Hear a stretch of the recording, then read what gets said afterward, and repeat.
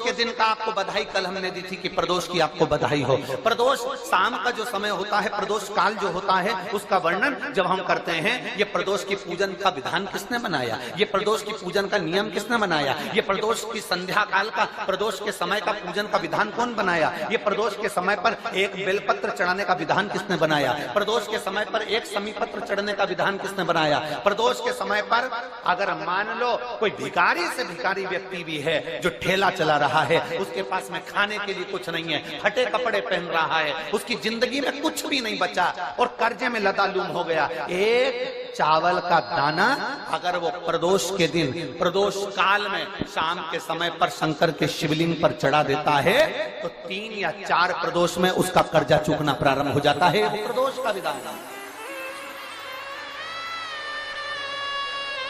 इतना ये प्रदोष का वर्णन करा किसने, इतना प्रदोष की महत्वता बताई किसने,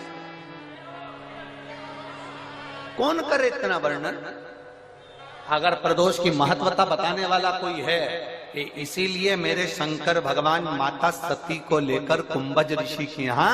अगस्त ऋषि के यहाँ कथा सुनने के लिए गए थे, क्योंकि उनके बराबर कोई शंकर के महत्व को बता नहीं सकता और प्रदोष के महत्व को नहीं बता सकता। सती मैया को प्रदोष का महत्व बताने के लिए शंकर सती जी को लेकर कुंभज बाबा के यहाँ गए थे, अगस्त ऋषि के, कि प्रदोष के महत्व को तो जानो सती, तुम प्रदोष के महत्व को तो सती जानो, तुम प्रदोष के महत्व को तो सती पहचानो कि प्रदोष का महत्व क्या होता है, प्रदोष काल का महत्व क्या होता है, प्रदोष के समय का महत्व क्या होता है। जिस समय पर सूरज डूब रहा हो, चंद्र प्रकाशित हो रहा हो, दोनों का मेल हो रहा हो, ना तो पूरा सूरज डूबा है, ना पूरा चंद्र आया है, ना पूरा अंधेरा है, ना पूरा उजाला है, उस समय को प्रदोष काल कहा गया, उस समय को प्रदोष का समय कहा, प्रदोष काल कहा। अब कई लोग हमसे कहते हैं गुरुजी आप हमको प्रदोष का समय बताया करो कि प्रदोष काल किसको कहते हैं, प्रदोष का समय किसको कहते हैं।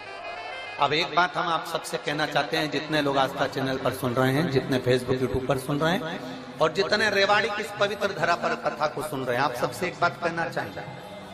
अगर हम समय देखकर बताएं आपको कि शाम को 6 बजे, 6:30 बजे, 6:30 पे लेकर 7:30 के बीच में ये समय है, या 5:30 से लेकर 6:30 तक का ये समय है, या हम तुमको बोल दें कि इतनी बजे ये समय प्रदोष काल का रहेगा या इतनी बजे ये समय रहेगा, तो देखिए कभी कभी ठंड का समय आता है तो दिन जल्दी ढल जाता है, कभी कभी गर्मी का समय रहता है तो दिन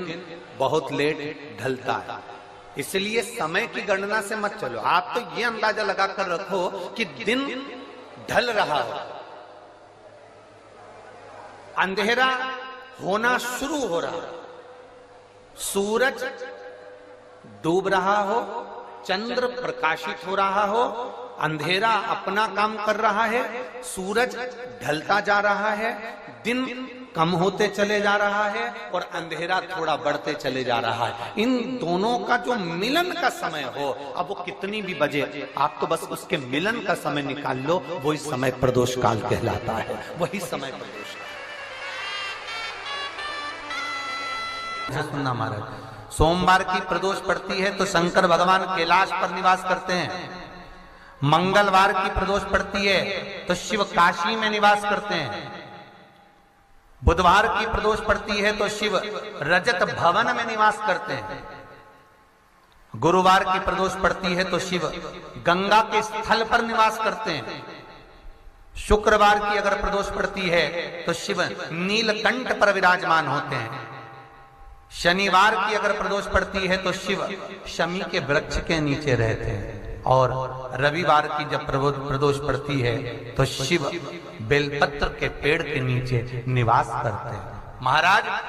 ये एकादशी शंकर से कह रही है कि आपका स्थान ये नहीं कि आप कैलाश पर मिले, उस बार को, उस तिथि के दिन, उस अनुकूल।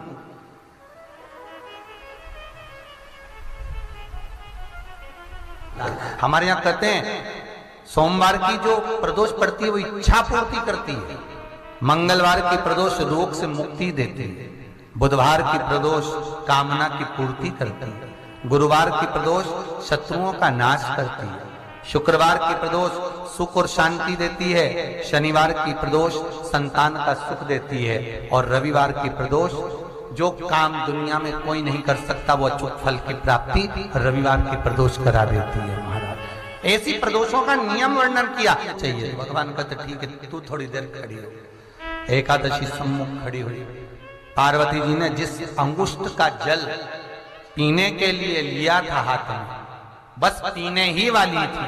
शंकर भगवान ने वही हाथ में जल लेकर एकादशी के हाथ में उसको देकर कहा ले, ये मेरे द्वारा निर्मित एक व्रत है जिसे त्रयोदशी के दिन तूने मांगा है, मैं तुझे देता हूँ। आज इस व्रत का फल मैं तुझे प्रदान करता हूँ। अब तू जिस जीवात्मा को लेकर जाएगी उसका पाप प्रबल नहीं होगा।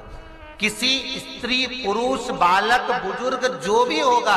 जिसने प्रदोष का व्रत करा होगा वो जीवात्मा को तू किसी फल की कामना से नहीं स्वतः ही लेकर चली जाए, उसमें कोई कामना नहीं है। बन सके